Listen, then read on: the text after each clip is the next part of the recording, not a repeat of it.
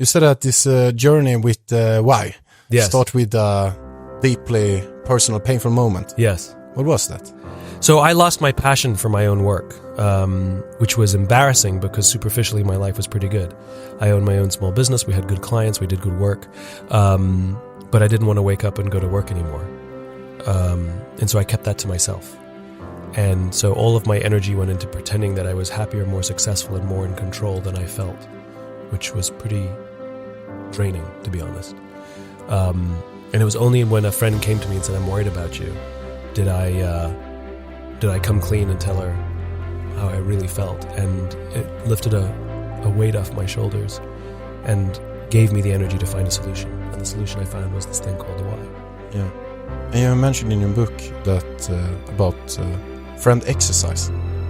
Oh, the friend exercise? Yeah. To find your why? Yeah. Oh, yeah. So a fun way to find your why, or at least to get some sense of it, is to go to a friend who you love and who loves you. A friend who you could call them at any time of the day or night and they would absolutely be there to help you. You don't do this with a spouse. Don't do this with a sibling. Those relationships are too close.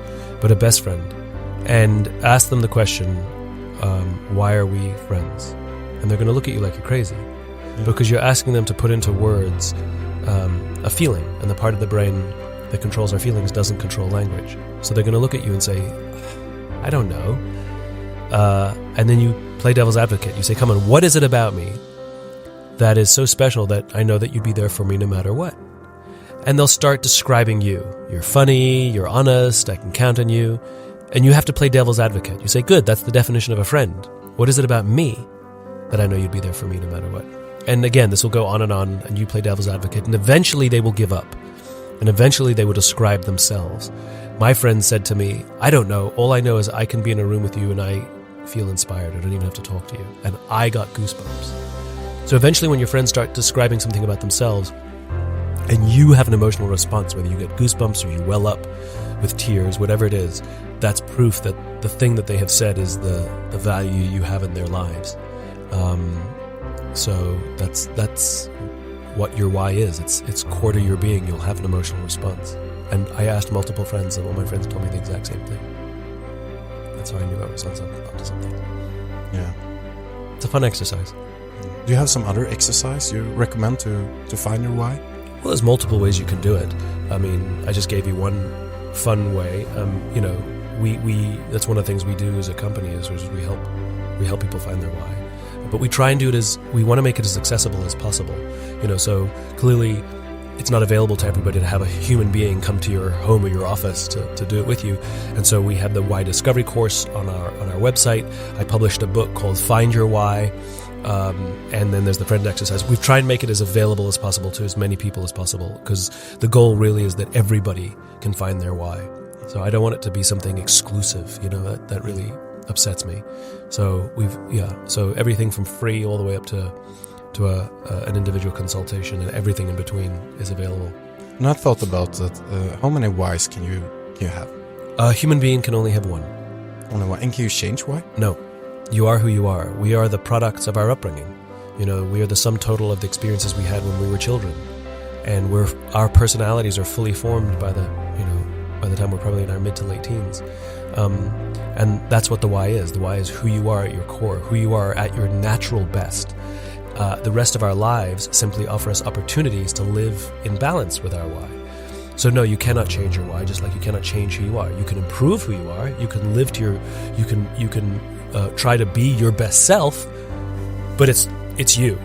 So we only have one why, which I think is and when people define their why or define their company's why based on something they do, you're definitely not there. Like my why is to help my customers find blah blah blah. No, that's not your why. That's just something you do. What is your why? To inspire people to do the things that inspire them, so together each of us can change our world for the better. It drives me. It's the foundation of everything I do. And your latest book that will launch in October, The Infinite Game? October 15th, yeah. October 15th. Has already made an immense impact on the world thus far. Can you explain the difference between finite and infinite strategy? Sure. According to a theologian named James Carsey, who wrote a book in the mid-'80s, he framed two kinds of games. If you have at least one competitor, if there's at least one other player, a game exists.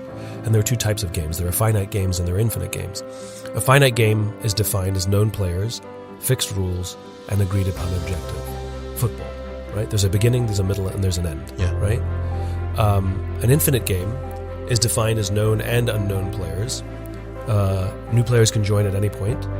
The rules are changeable, and the objective is to perpetuate the game, to stay in the game as long as possible. And so, if you think about it, many of the games in which we are players are infinite games. There's no such thing as winning marriage. You know? Right. There's no such thing as being number one in career. Like, there's no winning career, right? And there's definitely no such thing as winning global politics, and there's definitely no such thing as winning business. But if you listen to the language of too many leaders, they don't know the game they're playing. They talk about being number one, being the best, and beating their competition. Based on what? Based on what metrics? Based on what agreed upon timeframes? And so the problem is that if you play in an infinite game with a finite mindset, there's a few very predictable and consistent outcomes. Decline in trust, decline in cooperation, decline in innovation. And so if we are players in an infinite game, and the problem is we're playing with a finite mindset, I set out to write about what it means to play with an infinite mindset, which means completely rearranging the way in which we understand how not only business works, but how we play the game of business and other things, all the infinite games. Because the thing is, we're players in multiple infinite games at the same time, if you play with the right mindset for the game you're in, you'll enjoy much more trust, much more cooperation, much more innovation. So that's what the infinite game is all about. You had a speak against Microsoft and Apple? Oh, yeah. So I had a real-life experience that helped me understand the difference between finite and infinite games. I spoke at an education summit for Microsoft, and I also spoke at an education summit for Apple. At the Microsoft summit, 70-80% of the executives spent the vast majority of their presentations talking about how to beat Apple.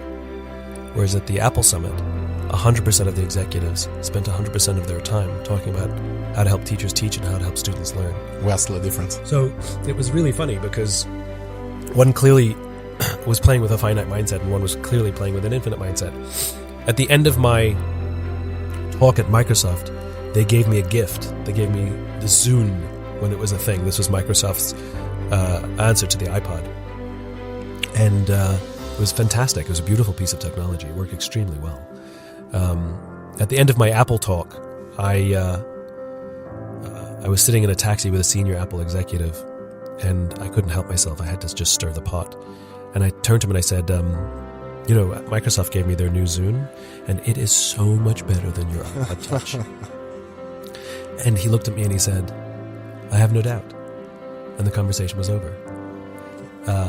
And this is what it means to have an infinite mindset. It means you understand that sometimes your product is better and sometimes your competitor's product is better. And the goal is not to win or beat your competition. The goal is to outlast them. There's a head and behind, that's all, but there is no winning. And that relaxed attitude proves that the only true competitor in the infinite game is yourself. How do we make our products better than they were last year? How to make our service better than it was last year? How to make our culture stronger this year than it was last year? Our leaders better this year than they were last year? That's the only true competition. And do you have any advice for the companies that want to play the infinite game instead? Well, it takes multiple things. You have to have a just cause. You have to know, in other words, a vision of the future, an idealized vision of the future that you've committed your entire organization to help advance. Something so just that you would willingly sacrifice for it, meaning you might turn down a better paying job, or you take frequent business trips, or you work late. And that doesn't mean you like those things, but it feels worth it.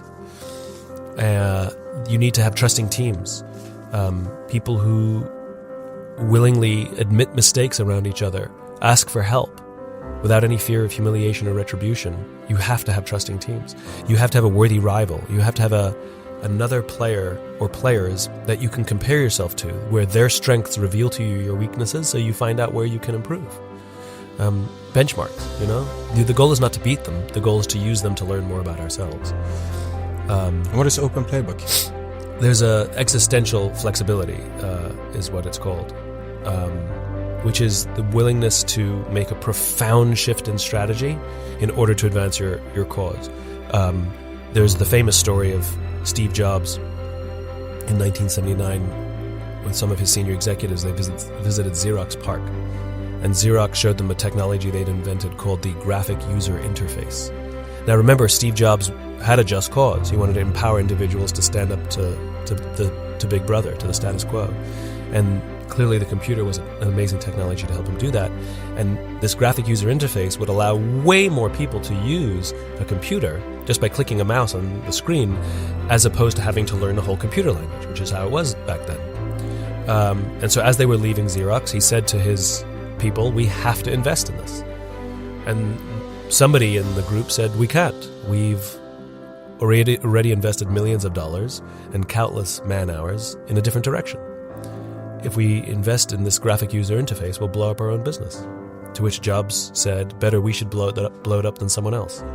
And that decision became the Macintosh, which profoundly changed computing today. You know, the entire platform of Windows is designed to act like a Macintosh. So his willingness to make that profound strategic shift and walk away from money already spent and time already spent is a perfect example of existential flexibility. And what about worthy rival? So as I said before, worthy rival is someone or an organization or a person whose very strengths reveal to you your weaknesses. You know, sometimes we have envy for them, and sometimes they make us angry, and sometimes we think we're trying to beat them. But the reality is we usually have an emotional response to them because they're good at what they do, and it makes us feel insecure. It makes us feel like we have work to do. So instead of directing that energy against them, rather we should express gratitude that they helped reveal to us our weaknesses so that we can work on them.